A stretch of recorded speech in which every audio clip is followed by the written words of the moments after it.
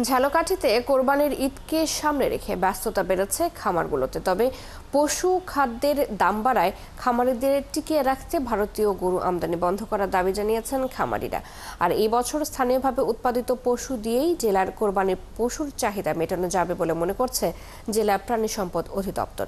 তরুণ সরকারের তথ্য ছবিতে প্রতিবেদন। ঝালকাঠিতে ছোট বড় বিভিন্ন খামারে বছর জুড়ে দেশি বিদেশি গরু লালন পালন করা হলেও এর বেশিরভাগই বিক্রি হয় কোরবানির ঈদে। আর তাই ঈদকে ঘিরে নেওয়া হয় বাড়তি যত্ন। রাত দিন ব্যস্ততা বাড়ে খামারিদের।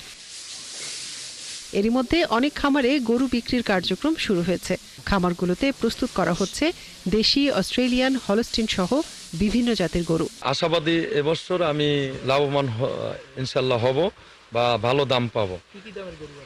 গরু আছে আমার ইনশাল্লাহ 1,30,000 থেকে 1.5 লাখ, 1,80,000, 2 লাখ, 2.5 লাখ এই ধরনের গরু আছে আমার ফার্মে। পরিশ্রম বেশি করা লাগতেছে, এখন সামনে কোরবানি আসছে, এই জন্য একটু বেশি পরিশ্রম করা লাগতেছে। তবে এবছর গোখাদ্যের দাম বাড়ায় পশুর ন্যায্য দাম নিয়ে দুশ্চিন্তায় খামারিরা। পাশাপাশি পশুর হাটগুলোতে ভারতীয় গরু আসা বন্ধে ব্যবস্থা নেওয়ার দাবি খামারিদের। আমরা ছোট গরু হুটাই উড়ে 1 বছর পারি, আমরা পালাবারে কোরবানির উপযুক্তটা আমরা বিক্রি করতে নিই হাটে নিয়ে আমরা তেমন দাম পাই না। ইন্ডিয়ানকে চোরাই পথে গরু আসে। এগুলো যদি সরকার চেক দিতে পারে তাহলে আমরা লাভের আশা করি। হ্যাঁ স্যার, আমরা এই সারা বছর খাওয়াই কোনো লাভ করতে পারি না। এই ফার্ম থেকে 12টি গরু কোরবানি হাটে ওঠানোর জন্য প্রস্তুত করেছি। এখন শেষ মুহূর্তে পরিচর্যা চলতেছে।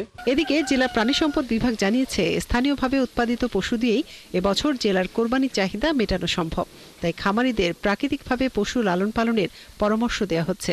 প্রত্যেকটা হাটে আমাদের ভেটেরিনারি মেডিকেল টিম থাকবে এবং তারা সার্বিকভাবে মনিটরিং করবে কোনো অসুস্থ অ্যানিমেল যেন হাটে বিক্রি কোনো মতেই না হয়।